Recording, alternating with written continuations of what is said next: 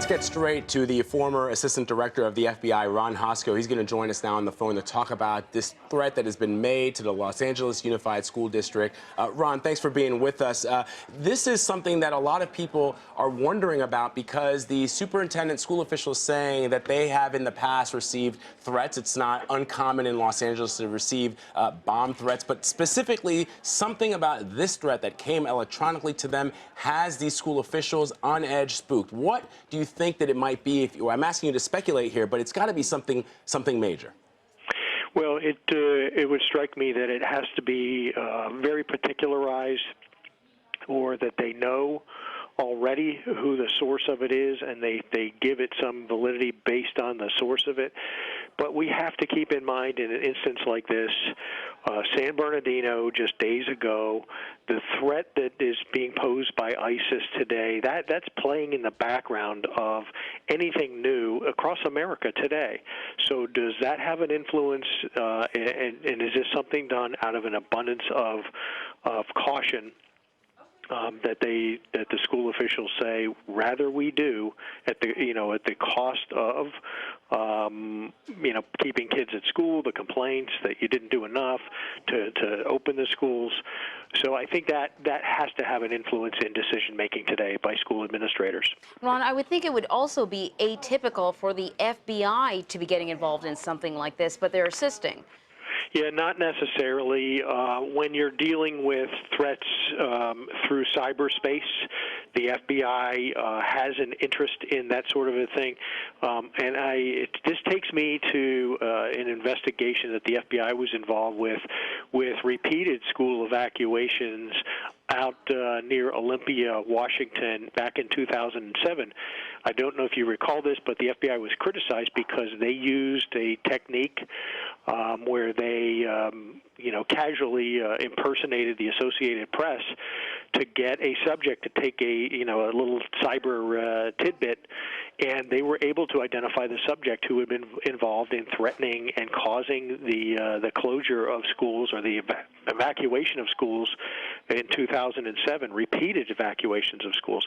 These can be expensive. They can be, of course, a huge distraction. It involves police responding to schools and conducting searches to look for the implements that somebody may use to actually attack students. So, but the FBI was criticized for their use of a technique in those 2007 events. They were trying to identify the offender, and they did. Ron, let me ask you to break this down for our viewers, these two threads that a lot of people are interested in. The first one being the investigation into this electronic threat. What does the FBI, what kind of support, logistics can the FBI bring to bear on discovering how this electronic threat came in and who possibly, or what persons or what group may have sent it? And then just talk to us about the logistics. I mean, we're talking about the nation's second largest school district here. Thousands and thousands of students, some as young as 5 years old, all the way up to 18 years old. You're talking about an enormous area to search. I mean, we're talking some serious logistics here. Well, you're talking about major logistics. Let me hit your first question first with regard to what the FBI brings to bear. The FBI does have relationships with a lot of the Internet service providers. Sometimes those can be contentious because of the detail of information and the speed with which the FBI wants to get that information. So they can track back a threat that comes in electronically, whether that's over a phone system or through a cyber system somewhere. And they're going to try to track that back to an IP address to try to take it back to the source. They're also going to be looking at social media to see what links up with the threat. Did the person making this threat give off other emanations that suggested, hey, watch me or watch what's happening in LA schools today, and track it back to its source? Because someone here presumably either intended a crime or is committing one by casting out this hoax threat. The resources will be substantial. Depending on what's being searched for or what's being looked for, this could result in bomb dogs or other techniques being used in hundreds of schools across the LA area. So imagine the expense and imagine the disruption. Imagine the time it may take for authorities to say, there's nothing to this. We have searched, we're safe, we're good to go. And then if they don't have a subject identified, what happens if it comes in slightly different tomorrow or the next day? How do you respond to that? So this could be a serious disruption and a very costly one. The superintendent mentioned the FBI assisting and the Los Angeles Police Department assisting, but also the Los Angeles School Police Department. I think if you don't live in an area with a massive school district, the idea of a police department dedicated to the schools may be something interesting. And I imagine the role of police officers in schools has probably evolved and is probably going to continue to evolve when you look at circumstances like this. Yeah, very much so. There is a robust, I think, school resource officer network across America where many jurisdictions have realized the value of putting police officers in schools. And in a perfect world, that is officer-friendly, where you're making a connection with kids. You may be getting information. You're stopping disruptions. Ron, stand by for just one moment. We want to we'll just stand by for a second. We're going to take our KCBS station in LA for just a moment, and then we'll come back to you.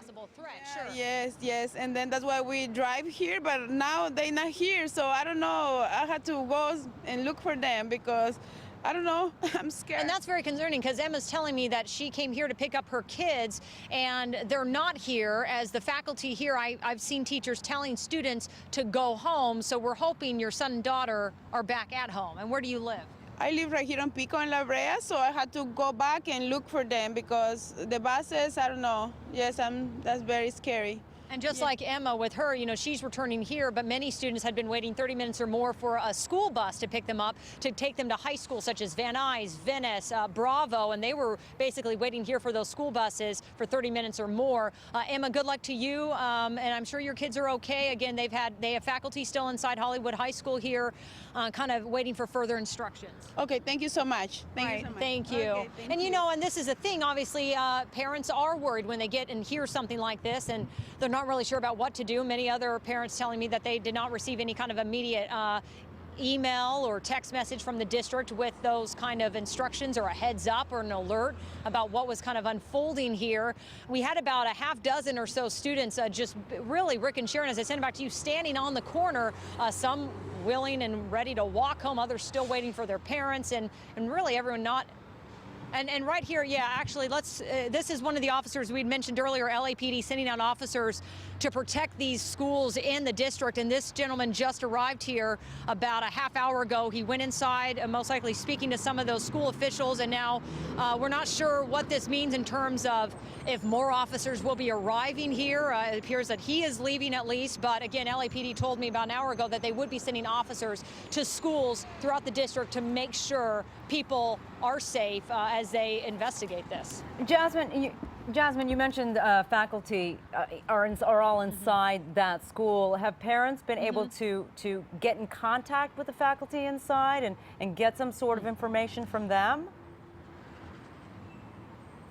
No, and actually a lot of these doors have remained closed and I see two members, it might be two faculty members standing up there. They have been the ones opening the doors, speaking to students and telling them that school is closed for the day. But this is the thing, phone lines have been busy with the district, students and parents alike telling me that they cannot get through to anyone. So this actually might be a few parents who have been allowed to go inside or faculty leaving. I'm not sure. I know that no one is really being allowed inside, so I'm surprised to see these people exiting. But I think faculty at this point trying to figure if they're going to have to go home as well. Well, Jasmine, you know what? I'm going to ask the crew if we can put up the phone number, the hotline phone number that we can put on the screen. We should probably flash that up as often as we can for concerned parents who don't know what to do. When we talked about school officials at LAUSD had mentioned the drop-off area. It's a reunion gate. Now, I'm familiar with elementary schools and how they work. You have kind of a routine where you drop off kids at certain spots of the school, and then you pick them up at certain spots of the school. High schools, the kids are so much more independent. Some of them are driving themselves. Some of them get dropped off by their parents. I don't know if they have a reunion gate at high school. The next time you're available to break free from us, hopefully you can find out at Hollywood High School, because that's where you are, where parents can find their children, because there really Very needs to be a busy point to streets. find everybody. Yeah. Yeah, and it is confusing around here because it's surrounded by these main thoroughfares, and so there's really, at least it appears to me, no major drop-off point. Parents were coming up here just waiting for the school bus, which never arrived, so they don't really know where to go at this point. All right, Jasmine, stay put. We'll see you in just a little bit. We're going to break away and send you back to actually replay the news conference that happened a short time All right, ago. you've been listening to our KCBS station there in LA. We still have with us Ron Hosko. He's the former Assistant Director of the FBI. He's joining us on the phone to talk about all this. Ron, as we've been talking, a majority of our discussion right now has been focused around this terror threat, this threat that has been made to the Los Angeles Unified School District. But I want to take it back just a bit, and I wonder, as we continue to wait for a press conference that's going to be happening in just about an hour, less than an hour from now, from the school board. I'm also being told that it is finals week in Los Angeles. And I just wonder, clearly in the wake of San Bernardino and in the wake of this war that we're prosecuting against the Islamic State, we have to be prepared for anything and all things. But if this turns out to be something more benign, something more innocuous that we've seen in the past, what does that mean? Well, it means we're edgy. It could easily be that that the most frequent cause of police response or evacuation of a school campus, whether it's high school or college, is just what you're suggesting. Is it's finals week and somebody's not prepared and they call in the threat. So it could very well be. In fact, we have threats across America that turn out to be benign, and this is the price we pay in our society for folks who want to take advantage of that opportunity to serve as a distraction. That's 99.9% of what happens is there's a police response, and the object of the search, the subject of the search, turns out to be completely benign. We see it in airports and other public places where somebody leaves a backpack behind or a package behind, and we get nervous. The police come, they disrupt what they think might be a threat, and it turns out they've blown up somebody's camera and some clothes. So that is common, and that is more likely than not to be the case here. But we're in this hyper-vigilant period in our world, and certainly in America today, where police and law enforcement and the FBI have to take these threats more seriously because of that opportunity, that possibility that one is real. Ron, if this does turn out to be not the real thing, just a prank, and whoever's responsible is found, are they facing some serious charges? Oh, absolutely. I think that you will have voices who, and I would have been among them in my day in the FBI, where you have to hold somebody out as the example of what not to do. If police and the FBI and the Department of Homeland Security and others have to respond to and search somewhat 900 schools across the Los Angeles area, that's a very costly venture, and it pulls those law enforcement resources away from something that is quite important as well. You're not talking about folks who are just sitting on a bag waiting for a phone call. You're talking about people who have other responsibilities to do today. So there has to be some deterrent effect of wasting law enforcement resources on a grand scale. Of course, law enforcement and the schools will look back and say, did we do the right thing? Could we have narrowed this down in some way and not been as disruptive? So there will be an after-action review by those authorities as well. But if you can find somebody who did this intentionally to distract and to pull those resources into the waste of time that they may be, there should be a price to be paid for that. Yeah, and Ron, regardless of whether or not this turns out to be a hoax, somebody who decides to do this because of finals week, or it turns out to be a credible threat from a terrorist organization or a terrorist member, the fact of the matter is, whilst people dying in attacks is obviously significant, this is still terror. This is still people on edge, people who are terrified. The psychological effects of what we've seen, the residual effects, I should say, of San Bernardino being felt right now, which is, in fact, what the Islamic State wants to do. And having a significant economic impact, That's right? Absolutely right. The economic impact is one piece of it, but for those of us who are on the East Coast, those of us who are not related to the Los Angeles School District, who don't have kids there, it's easy enough to coldly sit by and comment on it. But if you have a child in one of these schools and you don't know where your child is right now, or you're thinking that this may be real, and you're living in the shadow of San Bernardino, there is a much more impactful response to this, to those folks. And understandably, some people there would be panicked or distraught. Well, that's what terror is about. All right, Ron Hosko, former FBI Assistant Director, thank you so much for joining us with your insight and information. We are going to take a quick break. We're going to continue to monitor this story. Again, if you're just joining us, the Los Angeles School District has been shut down due to a terror threat, an email or some kind of electronic warning sent to the school district involving a backpack. Police now searching all school students told to stay home, some 700,000 kids in Los Angeles. We're going to keep you updated on this on CBSN. We'll be right back.